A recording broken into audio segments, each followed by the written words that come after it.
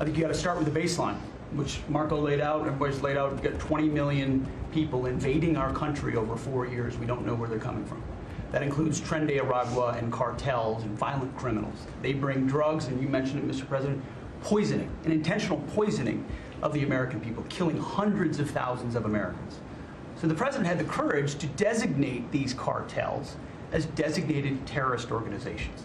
Now, a number of us here served in the military and spent 20 years fighting terrorists like Al-Qaeda and ISIS on the other side of the world. How do you treat Al-Qaeda and ISIS? Do you arrest them and treat them, pat them on the head and say, don't do that again? Or do you end the problem directly by taking a lethal, kinetic approach? And that's the way President Trump has authorized the War Department to look at these cartels. And I wish everybody could be in the room watching our professionals like Mitch Bradley, Admiral Mitch Bradley, and others at JSOC and SOCOM and other commanders. The deliberative process, the detail, the rigorous, the intel, the legal, the evidence-based way that we're able to, with sources and methods that we can't reveal here, make sure that every one of those drug boats is tied to a designated terrorist organization. We know who's on it, what they're doing, what they're carrying. All these white bales are not Christmas gifts from Santa. This is drugs running on four-motor fast boats or submarines that we've also struck. No one's fishing on a submarine. And I have empowered them to make that call. Now, the first couple of strikes, as you would, as any leader would want, you want to own that responsibility. So I said, I'm going to be the one to make the call after getting all the information and make sure it's the right strike. That was September 2nd. There's a lot of intelligence that goes into that, building that case and understanding that, a lot of people providing information. I watched that first strike live. As you can imagine, at the Department of War, we got a lot of things to do.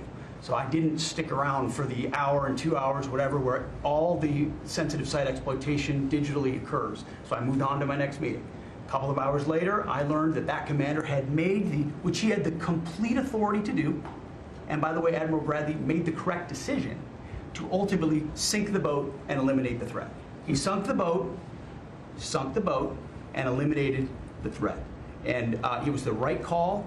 We have his back, and the American people are safer because narco-terrorists know you can't bring drugs through the water and eventually on land if necessary to the American people. We will eliminate that threat, and we're proud to do it. So you didn't see any survivors, to be clear, after that first strike? You personally? I did not personally see survivors, but I stand, because the thing was on fire. It was exploded and fire and smoke. You can't see anything. You got digital. This is called the fog of war. This is what you in the press don't understand. You sit in your air-conditioned offices or up on Capitol Hill and you nitpick and you plant fake stories in the Washington Post about kill everybody, phrases on anonymous sources not based in anything, not based in any truth at all. And then you want to throw out really irresponsible terms about American heroes, about the judgment that they made. I wrote a whole book on this topic because of what politicians and the press does to warfighters. President Trump has empowered commanders to do what is necessary, which is dark and difficult things in the dead of night on behalf of the American people. We support them, and we will stop the poisoning of the American people.